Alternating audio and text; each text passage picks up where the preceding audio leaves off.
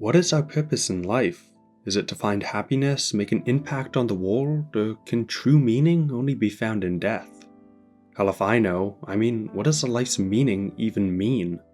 True meaning is wildly different for everyone, but for two soldiers in particular, it was the search itself for their life's truth that fulfilled them.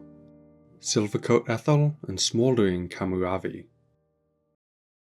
They started their lives at the bottom, the same as any soldier, although it didn't take long for them to distinguish themselves from the rest of the crowd.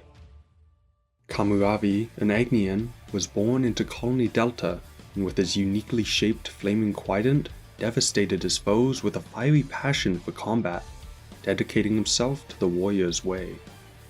Ethel, on the other hand, was a much more reserved, icy fighter, keeping her passion in check during battle, but that's not to say she wasn't as efficient of a fighter.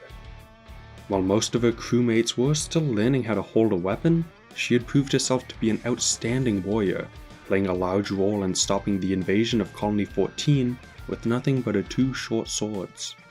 It wasn't long before the reputation of these two war machines preceded them, becoming household names around the other colonies. Silvercoat Ethel was admired for pushing her colony all the way to the silver rank in her third term, managing to defeat 3 colonies at once with an army half the size, and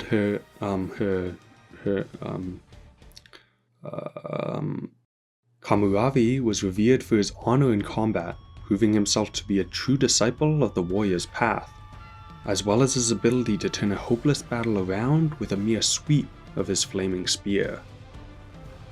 Now, despite their power putting them leagues above everyone else, these two colony combustors were not spared of being pawns of the Mobius. While the consuls always had a use for a particularly strong warrior or two, these battle demons were a bit too powerful, annihilating any colony they had the chance to face off against. To prevent too big of a power shift in the factions, the Mobius simply pitted these two combat fiends and their colonies against each other, in the hope that they would at least get rid of one of the two fanatic fighters. And so the two colonies fought, and fought, and fought. No matter what tactics they came up with, perseverance they mustered, or power they summoned, nothing gave either fighter enough of an edge to finally overcome the other. After enough battles, the denizens of both colonies decided to pull a Jack Sparrow moment. I say, let them fight each other. And just sat out from the fighting, opting instead to just watch the two gods of the battlefield duke it out.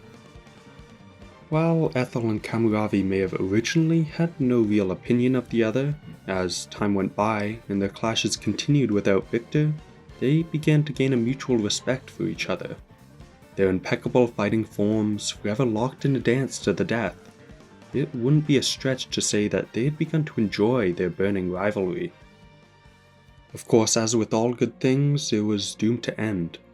During a particularly brutal battle between their two Phreonices, Cammuravi's leg joint had a malfunction, bringing down his mech. He knew he had lost and accepted his defeat with dignity, but Ethel refrained from killing him. Cammuravi was the only worthy opponent she had ever faced, and to bring an end to their magnificent duel like this, she wouldn't allow it, and let him live. For her rebellion, Ethel's entire colony was demoted to dirt rank, barely given enough supplies to live off, and certainly not enough to ever fight with the same efficiency as before. Cammuravi was also punished, but not as severely, allowed to hold on to his Phreonis as long as he refrained from any more losses. And with that, the eternal rivals were split up, never to cross blades again. Years passed. Cammuravi continued to lead his colony to many victories, as did Ethel, although she was never granted the chance to raise her colony's rank to its former glory, as a lesson to all the other colonies to never betray the commands of a consul, and to never hesitate to kill the enemy. Eventually, the new crew of Ouroboros were chosen, the very ones we know so well.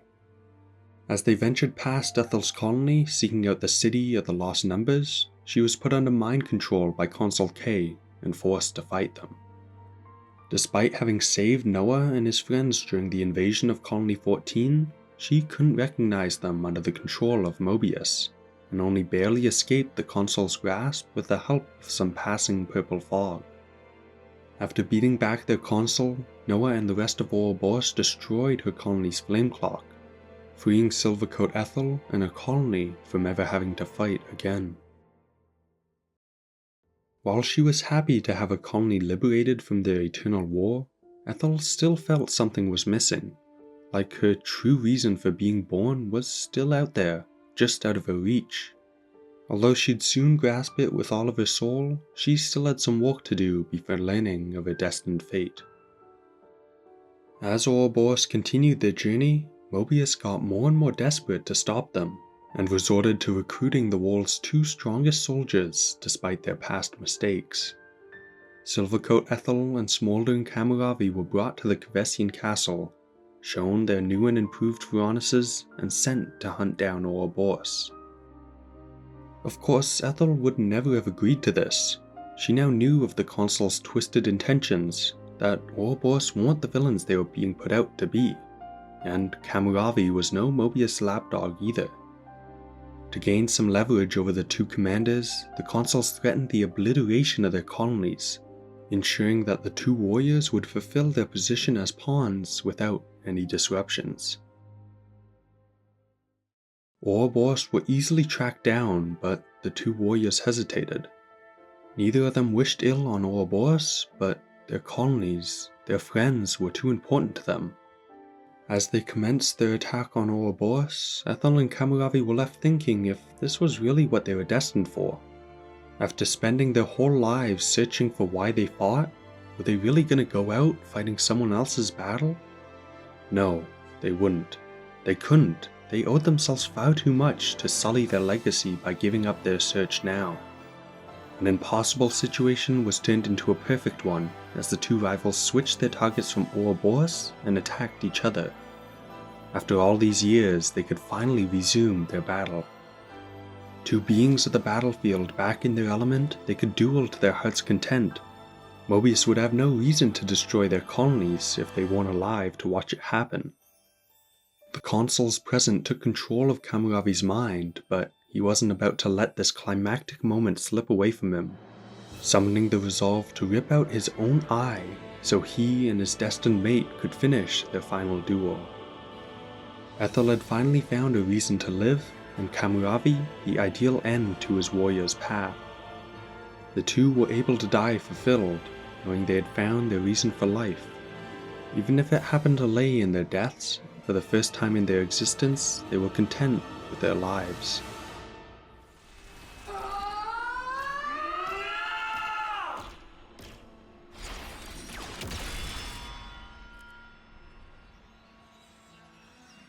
If this story were happening in any other world, that would have been the end of it.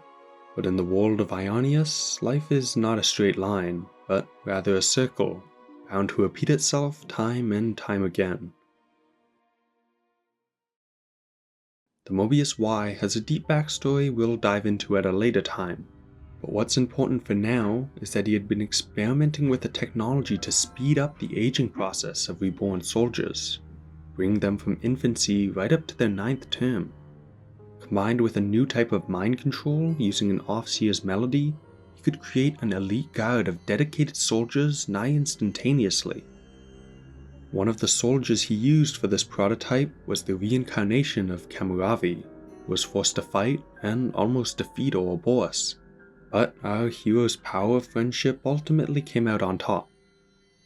After their defeat, all of Y's test subjects were left without memory of their former life, although Cammuravi still had one thing connecting him to his past, staying blind in his left eye, a lasting side effect from his rebellion against Mobius.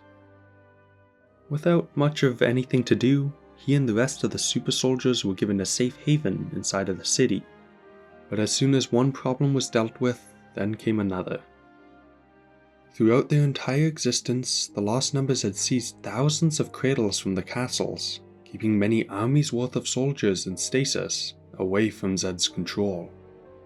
From a recent raid, Ethel's cradle was also obtained by the Lost Numbers, and by some stroke of luck, and perhaps a touch of fate, her cradle was broken open during a no-pawns game of hide-and-seek. Set free in the city without any memories, she was quickly tracked down by Ouroboros and Cammuravi. Despite the two soldiers' memory loss, they instantly connected. Neither could remember their long-standing rivalry, but each were able to recognize something special within the other. After some consideration, it was decided that Ethel would travel with Cammuravi. This way, she would be free to choose her own path while she acts as his eyes across their voyage of the world. Sometime later, the crew stumbled upon the device Y had used to age his soldiers to their 9th term, and to everybody's surprise, Ethel asked if she could use it. She felt useless in her current form, barely able to hold a weapon, the warrior inside of her pushing to become the strongest she can be, so she can help with the fight against Zed and the rest of Mobius. She wants to grow so she can be more than just Cammuravi's eyes, she can be his comrade. The machine works like a charm, and she comes out with perfectly fitting clothes, despite her newfound maturity. The former rivals stepped outside and discussed their future, wondering what they could achieve if they worked together in unity. Perhaps on their journey through the warrior's path, they'll even find their life's true meaning, but only time will tell. Tune in next time to discover the no-pawns' secret role in the world of Ionius, and even more importantly, thanks for watching.